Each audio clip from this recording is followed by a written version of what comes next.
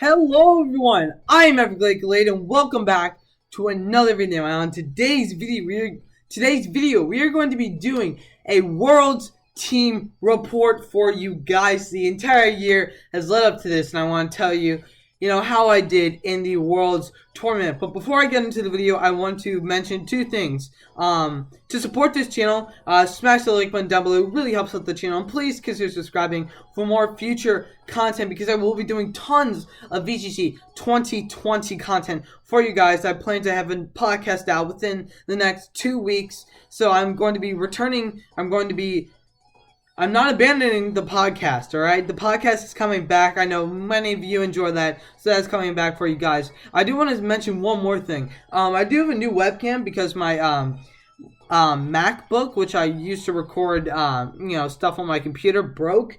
So I'm using another computer. So, and the the face cam might not be as good. I think it's going to be a little glitchy. So, no, excuse me, I had to burp a little bit. So, again, I had to use the supplement one here, but, I hope it's still, pretty good for you guys. But anyways, let's get on to alright, let's just get on and let me talk about some things before we get into the team.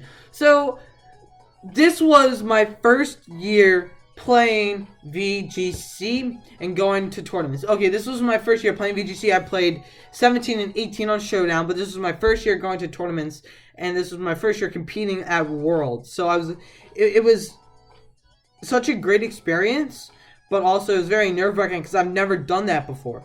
And so I'm trying to think how I want to phrase this. And so yeah, the whole concept was very new to me. I mean, people have been playing for years. Like, seniors have been playing since, they just started as a junior. And hey, I just joined. And, the amount of competition, the amount of experience players, seniors have is pretty insane. Some seniors have lots of experience. So it was very hard to get into it going into 2019. And for 2019, I did not go to a lot of events. The only regional I went to was Philadelphia, and that was in September. And I went to a few locals, and the only local in which I battled other seniors was in November, and I battled Luca Paz and Thomas D. And those were the only seniors I battled. And since then, since that point, the only seniors I battled at tournaments, was at the NAIC, in which I battled obviously 6 seniors. And I don't know how I did that, but I did not make top cut. So, and then going to Worlds, it was just all online play. So, I didn't go to a ton of tournaments, which means that even though I played a lot online, there's a difference between online experience and real life experience. And that's where I presumed I might not do the best at Worlds, because I didn't have enough experience as some of the players that go to almost every tournament. Quentin Collin. I just have to get that out there. Let me take a swig of water real quick. So, it was, I was wondering, how I would do. And, yeah, obviously, it was my first year. I didn't go to that many events. And I wasn't that knowledgeable of a player myself. So, it was crazy. So, I didn't have that much experience. And going into Worlds, I had an idea of what to expect because, I prepared for Ryogre. But there wasn't a lot of Ryogre. There was a lot of Zerndon. But I also prepared for Zerndon as well. So, I had that going for me. But, it was my, what I'm trying to say, it was my first Worlds. I didn't have a lot of experience compared to other people. And so I was really nervous going into the tournament. And so, I'm going to show you the team here soon. But I also want to mention that I was not qualified for day 2. I was not automatically qualified for day 2. So I had to play both day 1 and day 2. And you might say, oh, so you made it to day 2. And indeed, I did. So I will be telling you how both days went for me. So ladies and gentlemen, without further ado, let's get into the team review. So here is my team that I used to get top 32 for the senior division, or top 32 Worlds in 2019. Now specifically, I got 25th place at Worlds. And in my own country, I was 4th. 4th in the world from my own country. Now, yes, the world champion title is really hard to get, but if I got 4th in the USA in my first year, I'd say it's a pretty good year. With the minimal amount of tournaments that I went to, it was such a good year. Such a good year for me. Yeah, I didn't go that many tournaments and they still performed really well. So we're going to be going over the team, and there's something I do need to say. Some of the EVs are not right. I'm going to go over the team here, but Primal Kyogre, it does not have 0 attack IVs. It has 17. I was just using a 0 attack IV Ogre for practice. I don't know why. And my Lunala does have 0 attack. It was like 16. Because it was like, or I think it's 19. Because these are not perfect IV 0 attack Nulas or Ogres. But I thought they were pretty good. For what they were. So, without further ado, let's get into the team review, and I'm going to tell you, what I thought of the team, and what the inspiration was for the team, and how I got about to the team, and then I will show you pairings, and because I have Arcane 9 Labs pulled up, and I have my own results pulled up. So, ladies and gentlemen, let's get into it. So, my team for the 2019 World Championships is Assaultness Ferrothorn, Primal Kyogre, Mega Salamence, Lunalium Z, Lunala, Figgy Berry Incineroar, and Oglove Berry, Tapu Fini. So we're going to be kind of getting into, let's get into what, how I got to this point with the team. And so you may be looking at the team, you may say, oh, I've seen Lunala Primal Groudon or Lunadon, but I haven't really seen Ogre Nala that much, except for Graham Amadi. And so you may be asking me, Anders, because that is my name. If you did not know, I am Anders Nordstrom. You may be asking, Anders, did you get inspiration from Graham Amadi's team? And, that's a very legitimate question. I mean, my team does not look like Graham Amadi's team whatsoever, except for the Ogre Nala. But actually, funny enough, I have been running this team since October. I've been running the restricted core since October. And you may say, well, okay, so, I've been running Kyogre, Scarf Kyogre, and I used Electric Seed Lunala. Here was my team back in, Sun Series. It was Scarf Kyogre, obviously, Electric Seed Lunala, Life Orb Tapu Koko, I believe, then Sash Tornadus, Incineroar, and there's one more, not Serena, and Ferrothorn. Ferrothorn, that's what it was, I believe. So, there you go. So, that was the logistics of the team. And And I used Ogre Lunala throughout October to, the start of Ultra. Or just up until Ultra. Because I love that core. Even, the Ogre Nala matchup, even though it's 2 special attackers, it does really well against the meta. And I had, Taunt on Tapu Koko for the Xerneas, and Ogre Water Spout does a lot of damage. And I just had lots of things. And I thought Ogre and Nala synergized really well. And so I just put them on a team together. And so when I got into Ultra Series, I was when Ultra Series first started, or even before, in January, when people were testing, I was testing Zerndon. I was testing Yvel Ogre and stuff like that. So but then, after a couple of months, I needed a team. I needed something because I wanted something for NAIC. And so I decided, okay, let me go with the Ogre and Nala core. Because I've always trusted the Ogre Nala core. That's what I'm most familiar with. That's what I use for pretty much the whole entire format. And I used this team, I pretty much used this team, except Ferrothorn was replaced with Stakataka and Lunala was Choice Specs. I used Choice Specs Lunala in NAIC. And it did actually really well. But I do prefer Lunalium Z better. Anyways. So, I'm trying to think. Yeah, so I've always loved the pair of Kyogre and Lunala. Kyogre can thread in so many things. It can thread in Incin. I mean, this is my main way to deal with Incineroar. I can thread in Incin with a Water Spout or Scald. I can thread in, I can thread in Groudon to come in and then, double up on it. And even if Groudon's an issue, I have Mega Salamence for Groudon as well. Ice Beam can pick up KOs on the Mega Salamence and it can do 50% or 50 80% to Mega Rayquaza. And if it's like Choice Band, Mega Rayquaza, and Delta Stream is not up, then Ice Beam I think pretty much just one-shots it. So I've always liked the core of Kyogre, Primal, and Lunala. Incineroar is on the team, and I don't bring Incineroar a lot. I'm going to tell you the 4 Pokemon I bring most often. I bring Ferrothorn, I bring Salamence, I bring Lunala, and I bring Ogre the most. Ferrothorn or Incineroar is just there, obviously, for like the threat of Incineroar. For people to look at Incineroar, okay, there's an option that he could bring that. And I did bring Incineroar to like my Scythe Spam matchups and maybe like one other matchup, but it wasn't that useful overall. But it's got nice utilities: Darkest the Ride, Flare Blitz, Fake Out U-Turn, and people really they really do have to respect the Incineroar option because obviously Intimidate and Fake Out is so viable. Tapu Fini was another member that I added on there, and it's Light Screen, Nature's Madness, Icy Wind, and Heal Plus. It's the very supportive member of our team. I'm going to take another swig. It is the very supportive member of our team, and I didn't bring it that much, but yet again, people had to respect that I could bring Fini. People had to respect the option of Fini showing up.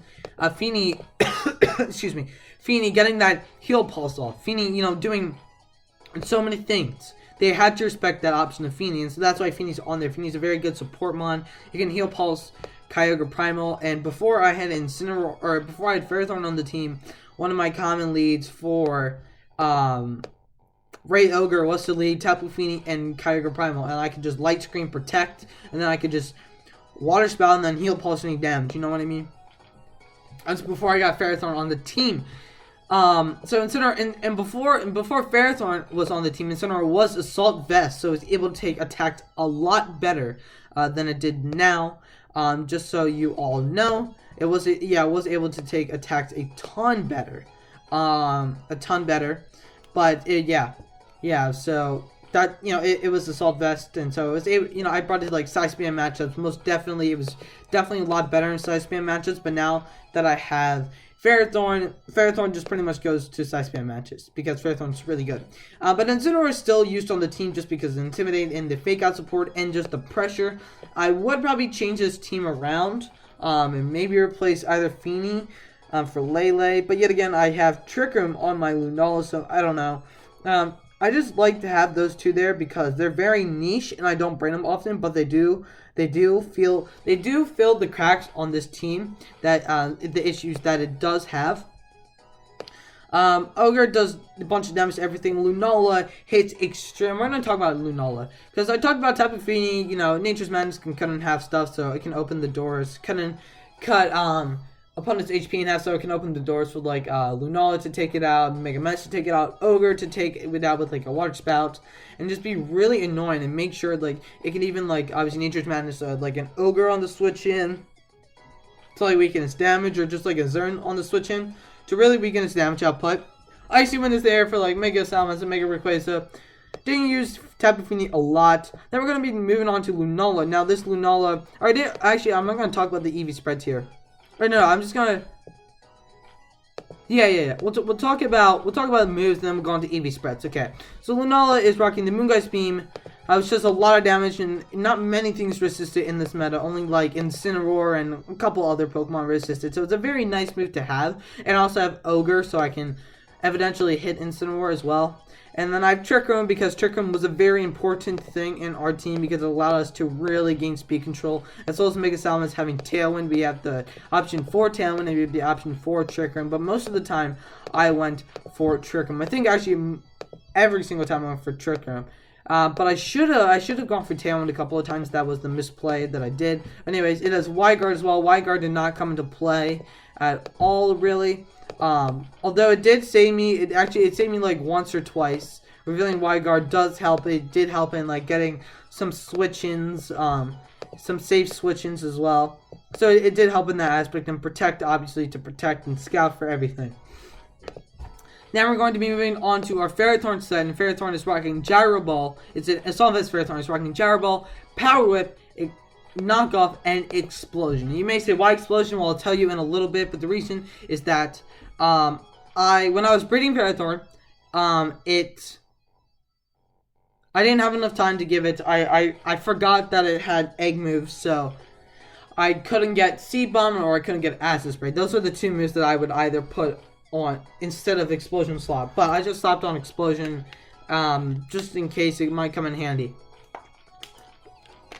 So let me talk about modes of the team. So the modes of the team, you have the Trick Room team. You have Lunala. Lunala can Trick Room, Ferrothorn can Gyro Ball, safely Power Whip, knock off even, and then Kyogre can come in and just safely Water Spout if your opponent has like Mega Rayquaza or like Tapu Koko out on the field. You can like Trick Room Nala, or you can even like, let's say you can bait Tapu, like you could lead even like Kyogre Lunala, bait Tapu Koko into targeting Ogre, switch out to Pharaoh, and then Trick Room. There's so many options that you can do with this team to like kind of juke your opponents. And another common lead I love to lead is Mega Salamence. Lunala, that provides a lot of options because Mega Salamence obviously it can go for Tailwind, and Lunala can go for Trick Room as well. And I often do like to go for Trick Room. But your opponent really has to guess, which one they're gonna go for. Or I just could double, or I could just double attack. I could use a really offensive or really hard-hitting double edge into any Pokemon. I could Z-move a Pokemon straight off the bat. There are so many options that lead has as well. And then I can go, and then another lead I like to go is Primal Kyogre and Mega Salamence because I can protect Ogre, switch out to Pharaoh, and I can Tailwind or I won't switch out to Pharaoh and Tailwind, but you know what I mean. There's so many combinations. I could even switch out to Lunala with Ogre and then Tailwind. You know what I mean? There's so many options that I could do, or even if my opponent leads Tapu Koko, I know it's Fairy MZ, then I can switch out Ments for Ferrothorn. Ferrothorn is such a good pivot into so many things in this metagame that really makes my games easier as a whole. But anyways, that is pretty much the team. There are many more options. This team deals really well with Ray Ogre. I basically bring Ferrothorn, Kyogre, Salamence, and Lunala for Ray Ogre matchups. For Zerndon matchups, I bring mostly the same four.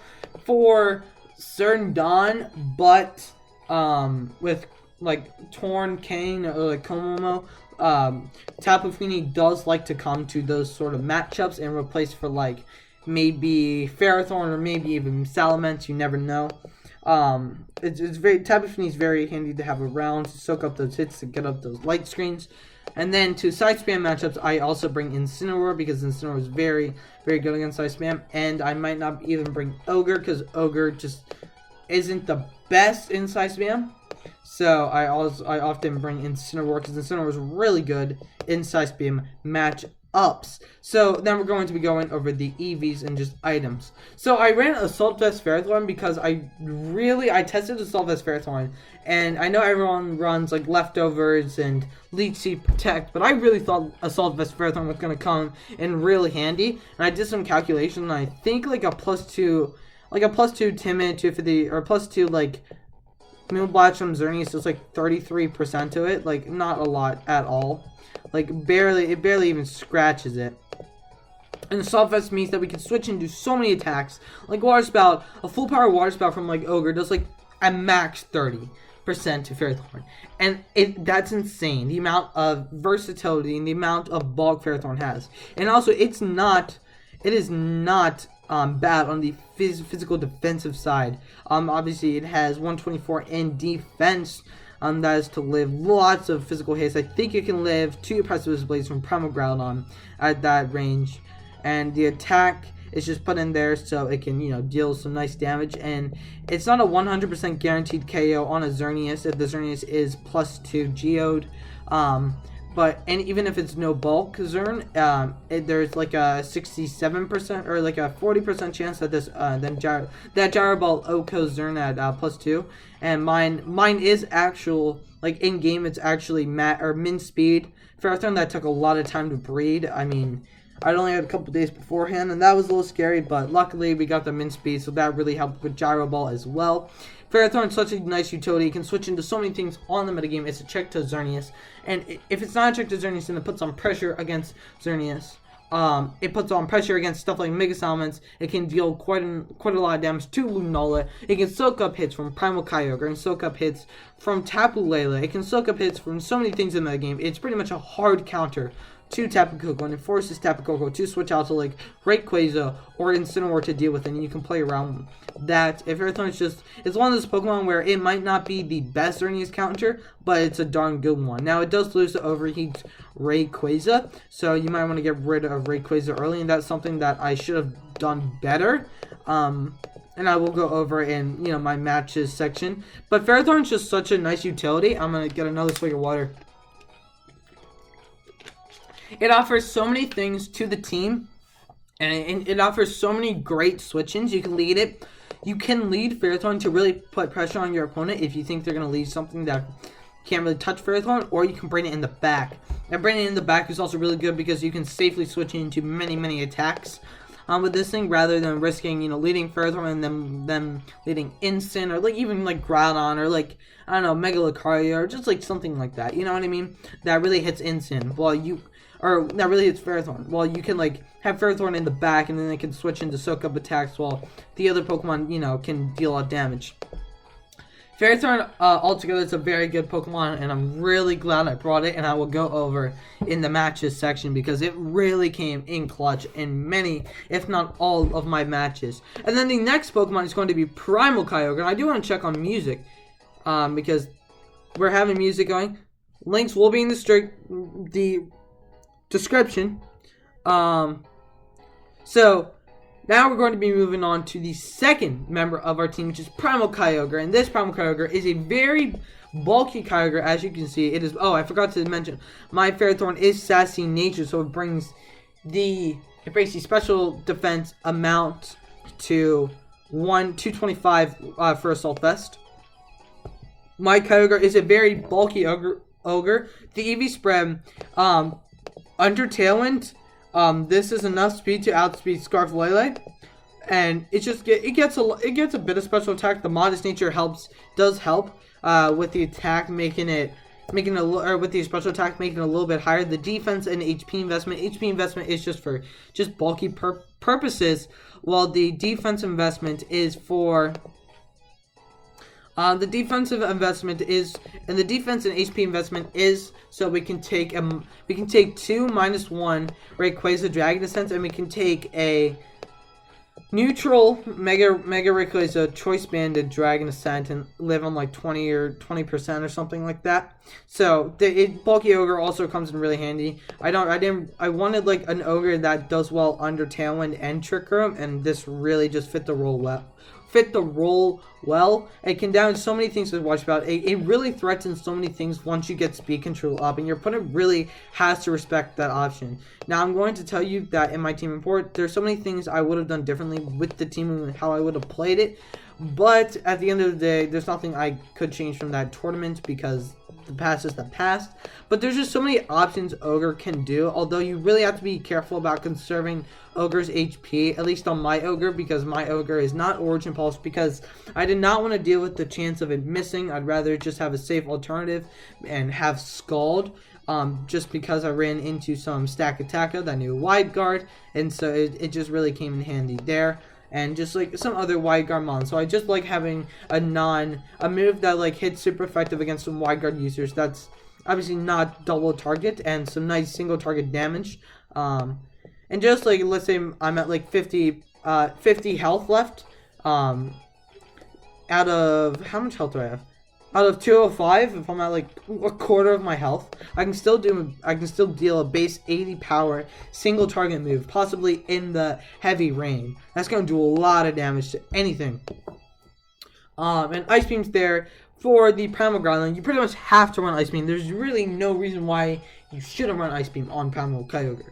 Ice Beam, it gets chip on Primal Groudon. If not, some Primal Groudon I can 3-hit KO, while others I 4-hit KO with this. Although it does, the important thing is it gets chip on it to where like I can put it in range of a Moongeist Beam, or I can put in range of a a triple M Z move, or I can put it in range of like a Hyper Voice Mega Samus or a Double Edge Mega Samus. Ice Beam's so good for versatility, and it's also really good at getting chip on Rayquaza, so like I can either Z move it or Double Edge with Ment as well. So, and also protect, obviously, so we can protect and bait out things. It's a very important member to the team overall. I've used Kyogre all season. I haven't used Groudon that much at all. And because I use Kyogre more, I'm very comfortable with Kyogre, so that's why I decided to run Kyogre over Groudon, just because I feel more confident with it. Although you do see more Luna Dawn instead of Luna Ogre, except if you're talking about Graham Amity, because he is a special exception. Although my team really has no resemblance to Graham Amity's team, other than Lunala Ogre. But yet again, the EV spreads are not even the same, and I don't think his Nala was Tailwind. So anyways, we're going to be, oh, and one more thing I want to mention. If I'm getting tired during this video, it's because I am tired, and also because I had a bad headache this morning, and I mean, it's over now, but I'm still like kind of recovering from it, if you know what I'm trying to say. And so I might not be like super, up in the arms, like, hey, what's going on, guys? Like this. I'm gonna talk like this because it's a long video. There's a lot to get through. There's a lot I do want to talk about the team. I don't want to say, oh yeah, here's Ferrothorn, here's Ogre, here's Mans, Nala, Incineroar, Tapu Fini. I got top 32. Thank you guys for watching. Peace. Like, that's not me. I'm gonna go into detail about the team. I'm gonna tell what the team does, how it operates, and everything. Now I can't think of every single detail of the team, and I might, there's so many things I'm missing out, but I do want to go over some of the main points before I fall dead asleep, because I am getting really tired. But I do want to give you guys a great video. And also, one more thing I do want to say, I apologize for face cam. I know it's probably like really laggy. Like I said earlier in the video, that's because new face cam software, and it's not the best. But anyways, we're going to be getting into our into our third member of the team, and our Mega Pokemon, Mega Salamence. Now, if you were to ask me what is the best Mega, I would say Mega Rayquaza, but in best Mega and Ultra Series. But it does take up both a restricted and a Mega slot, and Mega Salamence outspeeds Mega Rayquaza. It gets Intimidated off on it. It can live a Dragon Ascent. It can live a Choice Band of Dragon Ascent at -1.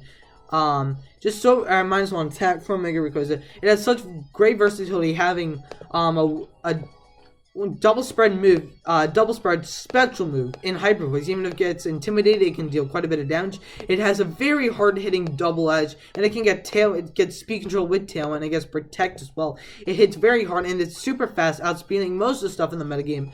Pretty much everything except Tapu Koko and Mega Gengar. Really, those are the only things that really outspeed Mega Salamence, which is appreciative. My nature is naive, just because I wanted, I didn't really think that special defense was as important as defense was, so I decided to go naive.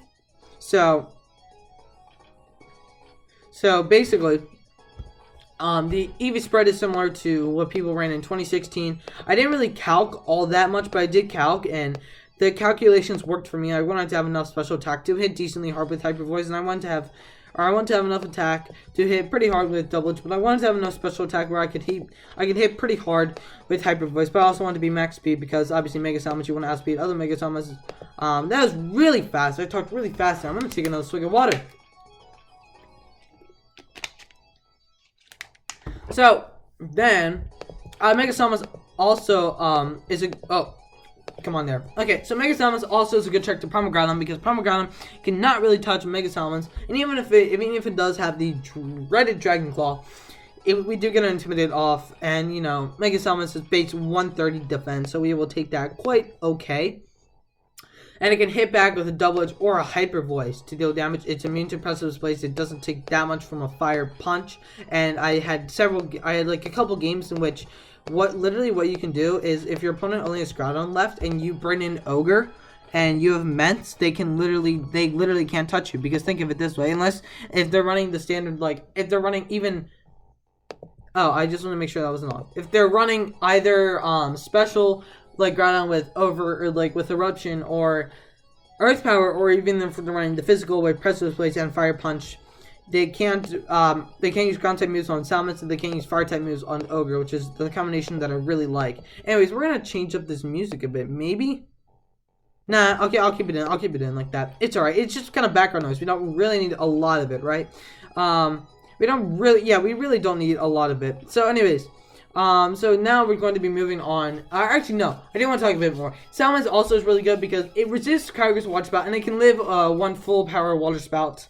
and it can hit back with a double edge, doing about 60% to most ogre, 60-70% to most ogre, weakening the water spout. And if the ogre is chipped, then it depends on the amount of chip, but the ogre is chipped like to 30 to 40% chipped, all from 100%.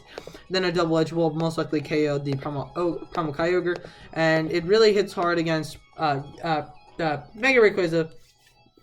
It really hits hard against Mega Rayquaza. Hyper Voice can break Sash, and then you can double edge or like whatever, do whatever. You can Hyper Voice, yeah, break Sash if you think it's Sash, and double edge and pick up the KO. It can live 1, Dragon Ascent. I even think from a choice band to Mega Rayquaza if it's -1, which is really good. It has a lot of utility. I mean, it's immune to Primal Growlithe, which is really good for my team, which gives it lots of switch-ins. Then we have it gives lots of switch-ins. It does fall back when it doesn't do great against Tapu Koko or Tapu Lele, so you do have to watch out because Tapu Lele is pretty much always going to be Scarf and is always pretty much going to outspeed Mega Summon, so you do have to watch out for that. And then obviously Tapu Koko run Fairy MZ quite often, and that does one-shot Mega Salmons. And even I think like a Volt Switch is doing like 60% to Mega Salmons because I am naive and my special defense is not the greatest at all. So obviously you do have to watch out for the special attacks because Mega Salmons does not appreciate special attacks. But other than that inconvenience, Mega Salmons is such a great Pokemon, ladies and gentlemen. Now you see I'm getting really tired because there's a lot to talk about. I'm really tired. And then I'm gonna feel like this way when school starts, because school starts in 2 days for me. 2 days. 2 days. Insane. But anyways, we're going to be moving on to our Lunala. And our Lunala is rocking the Moonguise Beam because, like I said, Psyshock isn't really that good. The only thing is that like it really hits is Amoonguss, but you're not one-shotting Amoonguss with Psyshock. And Lunalium Z, I think, pretty much does the same amount of damage to Amoonguss. And there's also a possible chance that Amoonguss is running that Payapa Berry, so in that case, Psyshock will be doing even less. And you may say, okay, well, Psyshock's also useful against Xerneas, but yet again, my Lunala has Trick Room. So yet again, like, I can Trick Room to make sure that Xerneas is going to go last as well. And I have Wide Guard if it tries to Dazzling Gleam, so there really wasn't that much point to putting Psyshock on it. And the only other point that I could think to putting Psyshock on it was to because if my opponent leads Smeargle, which one of my opponents did lead Smeargle, so I could like Psyshock it and then like Hyper Voice or like with Mega Salmon, you know what I mean? But that was the only thing that I could see. Psyshock being useful, but I really took it off. And Wide Guard didn't have that much use, but it did make life easier in some matches. And I will say Psyshock only really could have helped me in one scenario, but yet again, the more I do think about that scenario, the more I think that it really didn't matter. Yeah. So I really think it really doesn't matter.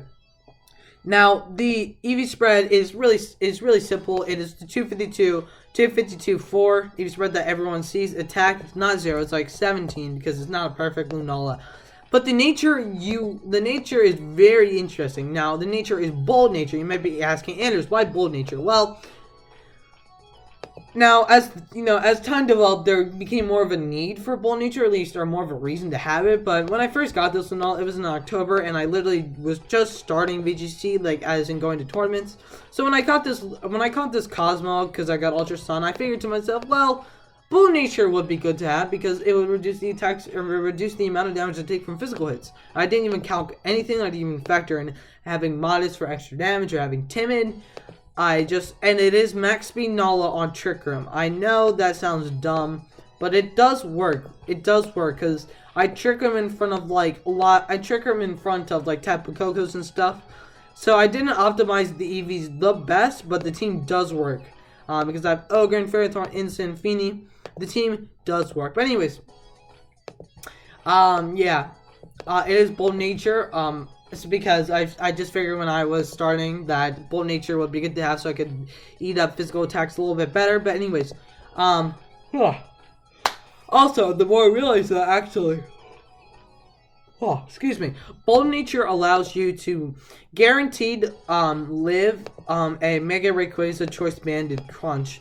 If it's Adamant, I might not live, but I think if it's just a regular like Jolly, then I do, or like Naive or whatever freaking whatever whatever nature Mega Rayquaza is, it allows me to live one crunch, and that came into play a lot during the NAIC, so I was really happy with that. Then we're going to be moving on to our next member, obviously Incineroar, holding the Figgy Berry with Intimidate, with Darkest the Ride, Flare Blitz, Fake Out on U-Turn. Now I have Darkest the Ride to obviously threaten Lunala, Side Spam, specifically Necrozma, those types of Pokemon. It's a very good utility move, and the reason why I don't have Snarl is because I wanted a way to, obviously, like, let's say I get Rayquaza or Ogre into a range where they can be, like, KO'd by Darkest the Riot. I don't want to have that same situation in which I run Snarl, and bam, that happens. And I can't KO. So I run Darkest the Riot just to cover for that option. Now, I know I could replace it with Snarl, because Snarl would have been useful against Xerneas, but I really felt like I just like Darkest the Riot. I just like its damage. I just like that I can cover options. Like, if Mega Rayquaza is at, like, 35%, I can, like, KO it from there. I do lots of Lunala.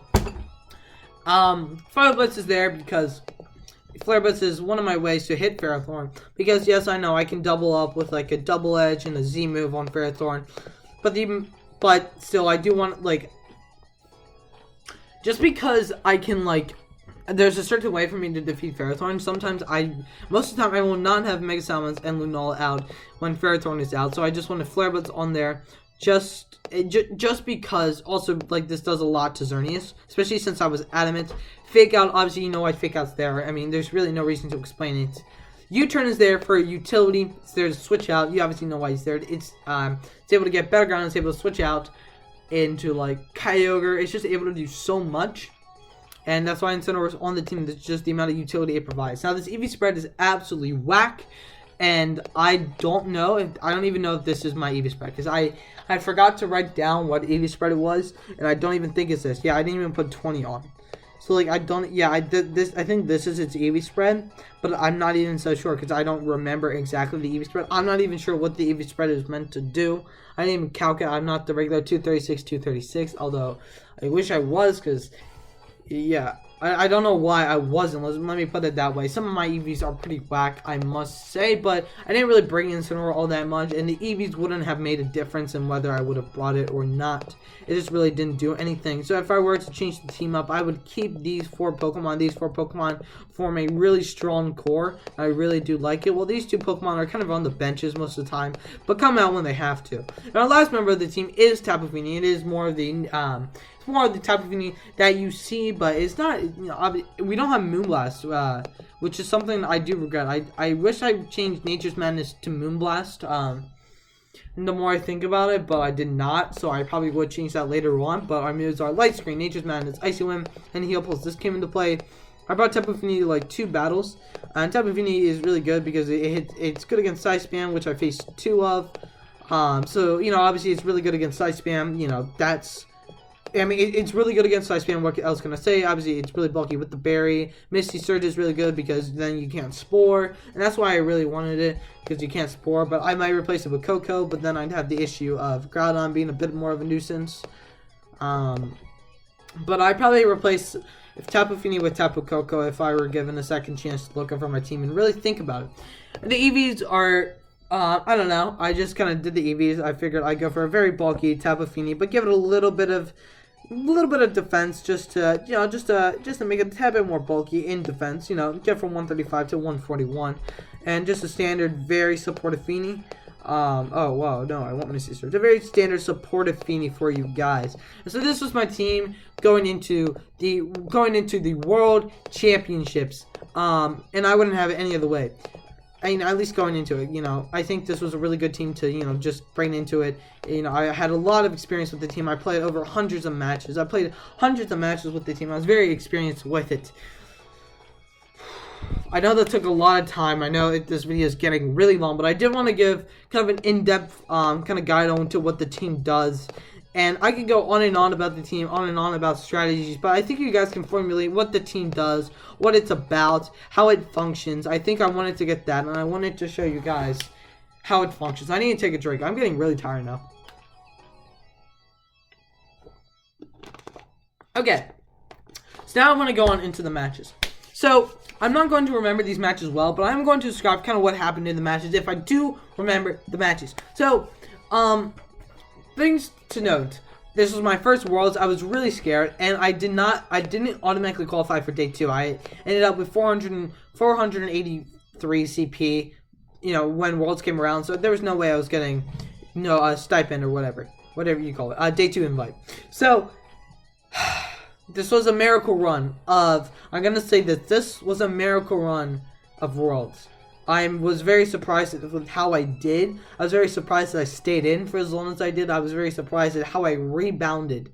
I will say that. So as we go into these matches, I'm going to explain, what happened in each match if I can recall, because it is hard to recall since I'm very tired and so much happened in that round. It's absolutely insane. So before I get into the matches, I do want to say I ended up making day 2. I went 4-2 on day 1, and I'm going 4-3 on day 2, just missing out on getting top 16 because I lost to Nicholas Khan, which was sad, but still, it was a good game to Nicholas Khan, and I'm so glad he made it. I didn't think he made top 8, but I'm so glad he at least made top 16. He's a really good player, and he definitely improved from the last time I battled him, which was in the NAIC. You can see, day 1, I went 4-2. Day 2, I went 4-3. So now we're going to talk about my matches. So round 1, I went up against William Spitnia McCarthy, and he went 1-4 overall. Now he played very straightforward, and I wasn't playing well against him, and I ended up losing a game 3 because I didn't protect my ogre, and then I didn't protect my primal ogre, and he Z-flied my Primal Kyogre and with Tornadus, even though I was just about to click Protect, but I decided to go for a Water Spout. So yeah, I mean, that was really unfortunate for me, and I shouldn't. Oh, I'm so tired. I really should have went for the Protect on Primal Kyogre, but I flubbed, and I ended up starting round 2. I ended up starting Worlds 0-1. Not very good, mind you. Not very good at all. Then, round 2, I lost to a Japanese player because they were running X-Ray and Rayquaza new Overheat. And yet again, I did not play well against this Japanese player at all.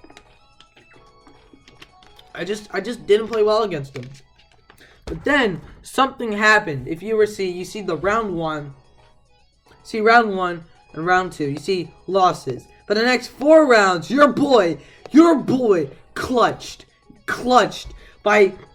I was about to fall off from a cliff, but I just barely hung on. Barely made it back to the top of the cliff. Skin of my teeth. So first 2 round losses were due to my poor playing. Just I didn't play well and I wasn't thinking all that much. But since I was 0-2. My adrenaline got rushed, and I'm like, okay, now I just gotta win. Now I just have to win. I have to win. Well, I didn't have that attitude. My attitude was just go in there, see how I do, and I just was like, just taking one round at a time, because that's the attitude I wanted to have. Because if I looked at the whole picture, then I might get stressed, and I might freak out, and lose a match, and then it'd be over. So I really just wanted to take it one at a time.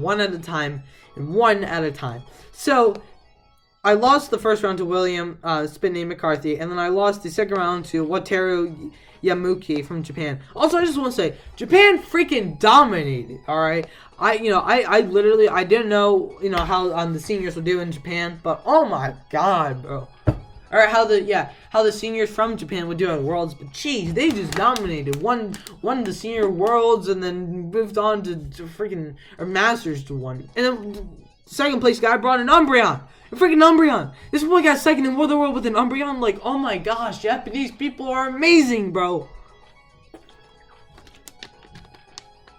Okay. I can't really tell you much about that match. I just didn't play well against Rotaru, and I let my Ferrothorn go down to an overheat very stupidly. And then from that point on, I'm like, okay, it's game time. And I need to learn how, I need to learn that in the beginning of a tournament, I really got to play my best because I lost the first 2 rounds. And if I look over to here, I lost the first 2 rounds here. So I really need to learn not to start out 0-2 in the tournament because that's just not good. But anyways, so my third round was against Juliana Lin, and she went 1-5. She used just a questionable team. She used regular Ogre. I think it was Specs. She used Xerneas, Alolan Marowak, Tapu Koko, Tapu Lele, and something else I forget. And she literally just led Xerneas, Ogre, and I just led like Pharaoh, and I one-shot the Xerneas Gyro Ball, and like I Z-moved Ogre, and like it just died. Just not. She wasn't the best player. I 2-0'd her, and she ended up going 1-5. On day 1, you just looked at her team and like either she's just she's really trying to meme, or she's just like not that experienced as a player. And her Alolan Marowak, I think her Kyogre wasn't even holding an item. Like I don't even think it was holding an item. It either was her Kyogre or her Alolan Marowak that wasn't holding an item. Bro, if her Alolan Marowak was Ghostly Z, I'd respect her 100%, bro. Someone used Ghostly Z Marowak in VGC 2019. I'd love to see it. Then, round 4 came along. I had to face Zach Gray from the USA, and he, little did I know that he was on he's on our Discord server. And I didn't know after the match. I didn't know until his username showed up, and I recognized his username from our Discord server. So after I won the match, of course, because it says I won, I talked to him about it. So we talked a tad bit after the match. But he was running Ray Ogre. And so I lost the first round. I wasn't making that good a place. And I didn't really get my ground up.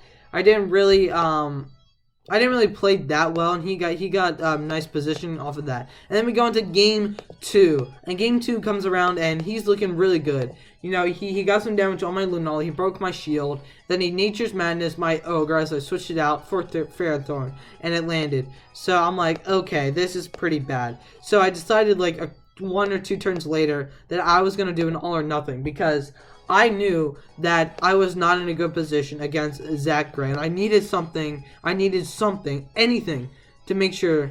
I needed a glimmer of hope. I needed to look for something to make sure that I could force a game 3. And so I decided that when my Ogre came back in, he had a Tapu Koko and Incineroar. I don't even know. Tapu Koko, I think it was Tapu Koko and Incineroar out. And so he thought I would protect Kyogre, so he doubled Lunala. Well, I Moongeist being Tapu Koko, and I Water Spouted, and my Lunala survived the Tapu Kokos. I think it was like a Dazzle. I don't even know what it was. Wild Charge or something. I think it was a Assault Vest. And I went for the Water Spout. I went for the Moongeist Beam onto Tapu Koko. Did like 40-50%. And then the Water Spout picked up the KO on the Incineroar and on the Tapu Koko. And I was able to force a game 3. And I was able to win the game 3. But you guys should know how scary it is to be 0-2 on day 1. To work all year and come to Worlds and be 0-2 and be 1 game away from losing. I mean, 1 game away. Guys, 1 game away from one whole year's work gone. That is Pokemon Worlds, guys. Insanity. Okay. So then we went on to round 5. And oh boy, this match was great. So Jonathan Carenza, I don't know his name. Whatever. I can't pronounce. I'm sorry that I can't pronounce your name. So he's from the US, and I won against him. I lost game 1 to him. He was running Zerndon. I just didn't play as well. Game 2, I made some really bold plays, and I Water Spouted in front of a Groudon with his Desolate Land up 1 turn because I thought it was going to switch out to Incineroar. This was game 2, and it didn't. So I'm like, okay, that failed. That kind of sucks. But that was alright because my plan is that, like, I didn't really lose too much, even if I did that. But I gained so much if he switched out to Incineroar. So obviously I played to hopefully Groudon switch out to Incineroar, and it didn't. So, but I didn't lose too much ground. But then next turn, I just clicked Water Spout again and Groudon, and because I knew that my opponent would predict my, like, either my Ogre to switch out, because, like, who the frick goes for Water Spout twice in front of a Groudon? Like, not even some of the boldest players in the world would ever make that play. Like, that play is flipping crazy, and your boy made that play. So I'm like, okay, he's not expecting me to Water Spout again, right? So he's probably just going to switch out Groudon, go get an instant, because I think I had Lunala in. Or I would switch out to Lunala or something, and he would try to bait me into that. And I'm like, I'm not falling for that. So I just Water Spouted him. And he had a Xerneas in, and I was like at 50%.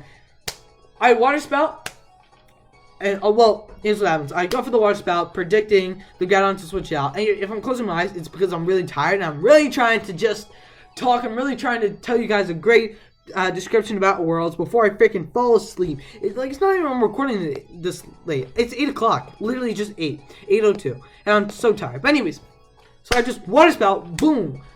Water Spout hits down on that Incineroar switch, and instant dies. Xerneas just drops dead. That is a dead deer. Oh dear. That deer, that magical fairy deer, yeah, that died. It drowned.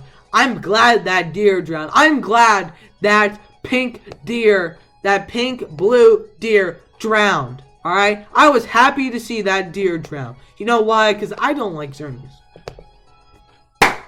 That's it. I don't like Xern. I never used Xern because I traded mine away. I couldn't get one that had a good nature, so I might be a little jealous. Anyways. So I just KO both of his Pokemon. He switched in Groudon. I switched out my Lunala. I'm gonna check to see. Oh, I switched out Lunala for like I switched out Ogre for like either Nala or Mence, and then I just came back in with Ogre and the KO both his Pokemon. Forced Game 3, played Game 3 well, and I was able to win Game 3, which is absolutely insane. A lot of these came down to Game 3s, which was, yeah, well, Jonathan Carrazza and Zach Grace came down to Game 3. Yeah, this came down to a Game 3, but it wasn't as stressful because like it was round 1, right? And round 1 is really stressful, but it wasn't like, even if I lost round 1, I wasn't out of the tournament. You know what I mean? I won my next, obviously, and then when I went round 2 and I lost against Wataru Yamuki, it's like, oh frick, I might be out, but I still had a shot. And my parents were there, and you know, my parents, they didn't really know how I do, and then I told them, and once I came back with round 2, lost against Wataru, they kind of thought to themselves, I don't know, like they were thinking, you know, my mom told me that, she's like, okay, you know, have fun, I know you're gonna do well, but sometimes, you know, people don't do well, and sometimes you just have to accept that. But she's like, she told me after day 1, she's like, I really did not think you were gonna pull that, but then you just won. You won against Juliana, you won round 3, you won round 4, and then you won round 5, and mom's like, oh my god. My mom's like, oh my god, is he gonna do it? And I was thinking to myself, oh my god, am I gonna do it? Am I gonna pull the run back, the absolute legendary play? Because, actually, funny enough, most of my friends, they end up going, like, in the tournament, they start off, like, 2-0 or 3-0, or, well, yeah, 2-0, 3-0, and then they just drop. My one friend, he started off 2-0, and then he ended up going 3-3. Well, I started off 0-2 and went 4-2. Is that stress that keeps building and building? I can play better and better once that ball keeps rolling. Once the ball rolls, it's hard to stop. But it did come to a stop. But we'll get to that point. So we won against Jonathan Carrazza, and then Angelica Sala from Italy, a good player. I 2-0'd her. Because game 1, or I think it was game 1, I just played a little better. And then game 2, I literally just made the god tier play. And literally, like, I led Lunala Ogre specifically for the reason because I knew she led, like, Ensign Zern or whatever. No. I don't know what the frick she led. She had Zerndon because every senior runs Zerndon, like Jiminy Cricket, guys. You guys gotta know the true prophecy of the century, which is Lunala Ogre, alright? Lunala Ogre is the best core. I'm telling you guys. But anyways, yeah, so Angelica Sala, she was running Zerndon, normal Zerndon, because everyone and their freaking mother and father runs Zerndon. Everyone and their grandmother, even the grannies are getting in on the Zerndon action. Like, holy frick, man.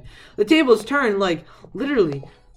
like Ray Ogre went from being one of the most dominant archetypes to just like Zern Dawn saying, "Hey, I'm gonna come in and I don't care if you water spout me. Like I'm just gonna wreck your life." Anyways, Angelica Sala, and I just played really well game one. I get myself into a position where Salmon's KOs, like I KO Groudon, and I think I KO Groudon, and then the game, or no, I just like whittle everything down and then pick up on it. Game two, like I think first turn, she leads like Instant and one other Pokemon, but she doesn't lead Groudon, and I lead Lunala Ogre, and I specifically lead Lunala Ogre because I know if you use Zern Dawn, you really don't lead Groudon unless like some players lead Instant Dawn, but you don't really lead Instant Dawn if you're against an Ogre. So yeah, I knew Angelica wasn't gonna lead Dawn, so I knew she brought it in the back. So I led Lunala Ogre, and I forgot the other Pokemon, but the other Pokemon really isn't important in this equation because either it didn't pose a threat at the moment or it protected. It did not switch out though. I think it protected, but so what I decided to do was, I'm like, okay, well, she has Incineroar out, and like I think it was Incineroar Salamis. I have no freaking idea. I'm just gonna say she had Incineroar because the other Pokemon isn't that important. It is important in the conversation. So she had Incineroar out, and I'm like, okay, well, ooh, my bad, guys. So I was like, oh, okay, well, we can like do things, you know what I mean? We can do things and do things to that. Like we could Water Spout and we could like Moongeist Beam, Mega Sound, or the other Pokemon. But I'm like, she's gonna switch out to Groudon, so I'm like, she's gonna switch out Instant for Groudon, and I baited her into this play. First turn of the game, I baited her into the position. And I'm like, okay, well, I'm a Z Menacing Moonraze Maelstrom that instant, I'm a Ice Beam it. And what do you know? I saw the instant withdrawal, and out came the Groudon, and I'm like, oh, you got played, girl! Whoa! Yeah, I played her like a dang fool. I'm like, there's a certain reason why I let both restricteds, because I wanted to put on that pressure. I wanted you to go out to your Groudon so I could get that thing off the board. Ice Beam comes in, crits the freaking Groudon to add salt to the wound. Because like, but if I Ice Beamed Incineroar, she's obviously thinking, okay, he predicted Groudon switch, great. Alright, so like, it didn't even matter. I Ice Beamed that freaking, I Ice Beamed that Groudon that did like 47% with a crit. And then I Z'd that Groudon, and that Groudon dropped. It dropped harder than a freaking rock. And once Groudon was out of the way, I was A-okay to like Water Spout, Trick Room. Like if he was gonna bring in Zern, I could like Trick Room, Water Spout, and like have all these shenanigans, and I won game 2, or I won round 6, I won game 2, 2-0 against Angelica Sala from Italy, bringing my score from day 2 to a total of 4-2 points. So I just made it into day 2, ladies and gentlemen. So that night, I obviously got my team sheet together, but I didn't practice because I wanted to just chill. I did lots of training before the tournament, so I'm like, just let my mind rest because it was a long day tomorrow. Even without making top cut. So day 2 comes around, and my mom and I were like celebrating. I'm like, oh bro, I made it. I can't believe I just can't believe I did that comeback. Like, in freaking insane, bro. Insanity. See, people still playing are the people that need to qualify and whatnot, and my god. Like, look at that. We made it, boys. We freaking made it. Now, day 2 comes around. And round 1, I'm against Grammar Queen. I'm like, frick!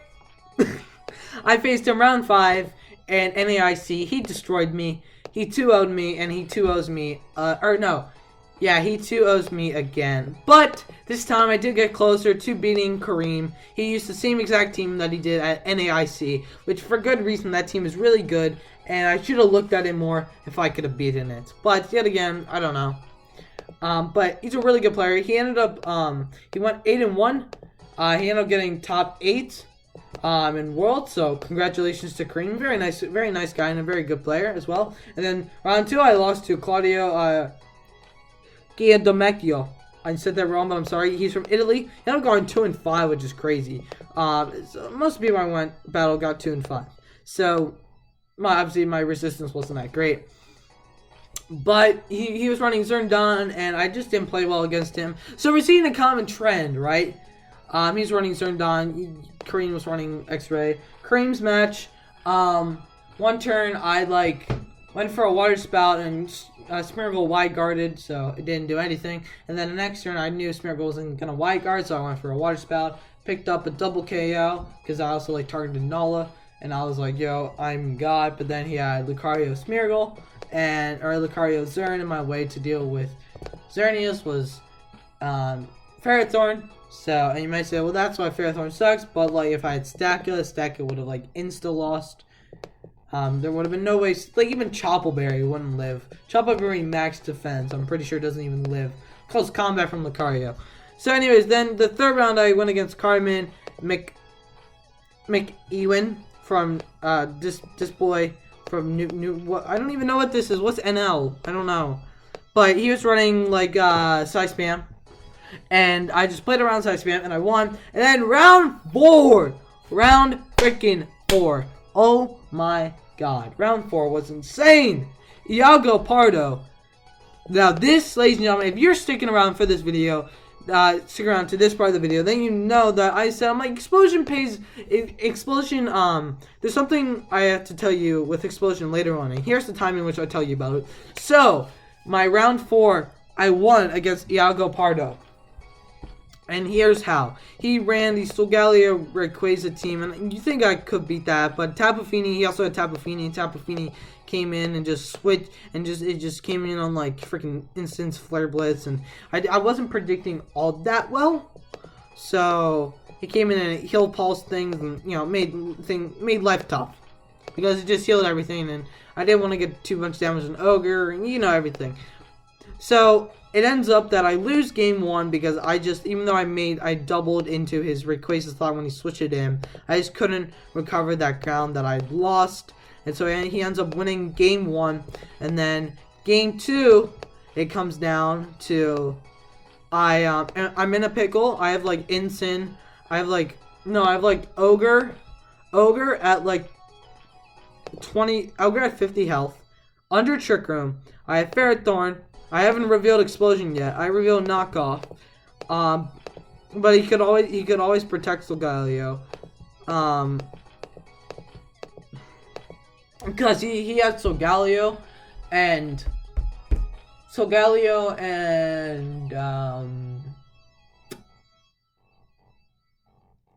he has Solgaleo and Incin, and even let's say my Ogre, let's say I tried to switch out to Nala, and I think Nala's shield was broken, and then it would die to a Darkest Lariat.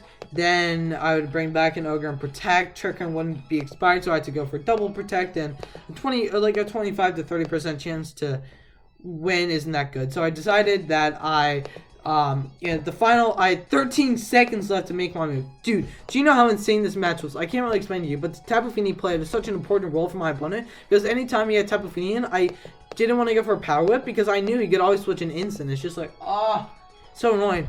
But anyways, anytime Tapu Fini was in, instant was always right around the corner, and Tapu Fini had Protect. So it was crazy insane. But anyways, yeah. So anyways. So I'm trying to think. And so throughout the match, I got rid of Rayquaza, and I got rid of his. No, he brought I don't even know what he brought. He had a Gastro on his team. It was he brought Ray, Incin, Solgaleo. I forget what else he had, but I was at a point where I couldn't stall a Trick Room. My Ogre died. If I bring in Nala, then it just gets Darkest Lariat and it dies. So what do? I Explosion! I use Explosion, right? Right. So throughout the battle, I'm thinking, this is it. Like, I can't gain any ground. Because I completely forgot I had explosion. The reason why I put explosion on was because I didn't really have any other moves I wanted to put on it. Because I didn't have the egg moves for it. So, and this is a Sylva, so I can't, like, put on protect or, like, bleach seed. So I just decided, I'll just put on explosion just in case it comes in handy. Well, I haven't revealed explosion to this point, so he has no reason, sane reason to wide guard, and no sane person should be running explosion Ferrothorn. It's just no sane person. But I am no saint. I am no sane person. I'm Anders Nordstrom. I'm Everglade Glade, and we use wacky stuff, guys. We use wacky stuff.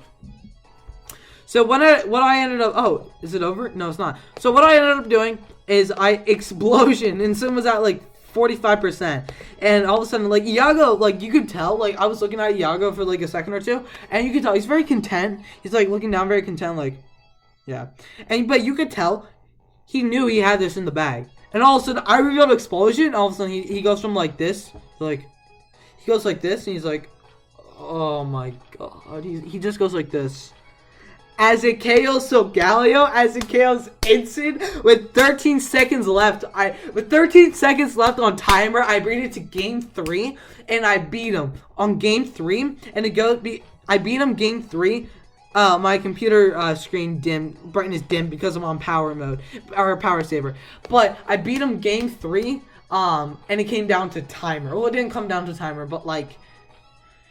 Well, the judges called timer, and they were like, sitting around us, and I shook hands, but I felt so bad because who the frick, like, can you imagine your world's run is over because of explosion Ferrothorn? I was just so happy that I moved on, but I felt bad, like, your run was over because explosion Ferrothorn. I'm like, God, dude, that must suck. Like, I'm not even trying to be like rude or like sarcastic. Like, I genuinely felt bad for knocking him out of the tournament. Then round 5 went up against Yasuhari.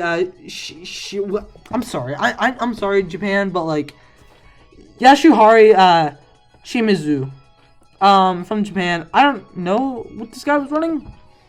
I totally forget. I'm assuming No, I remember. He ran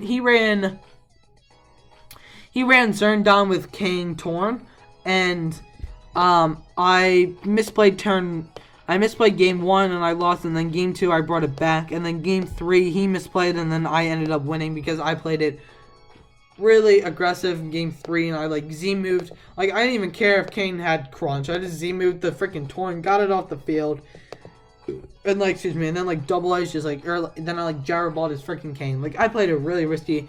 All I can tell you is that like it just came down to me positioning Lunala and stuff, because this video is already like over an hour, so I don't want it to get that intense. But anyways, Nicholas Khan is where my win streak ended, and he was running Zerndon as well, because everyone runs Zerndon. But the interesting thing was I won again. I beat him 2-1. I beat him 2 times. I beat him 2-0.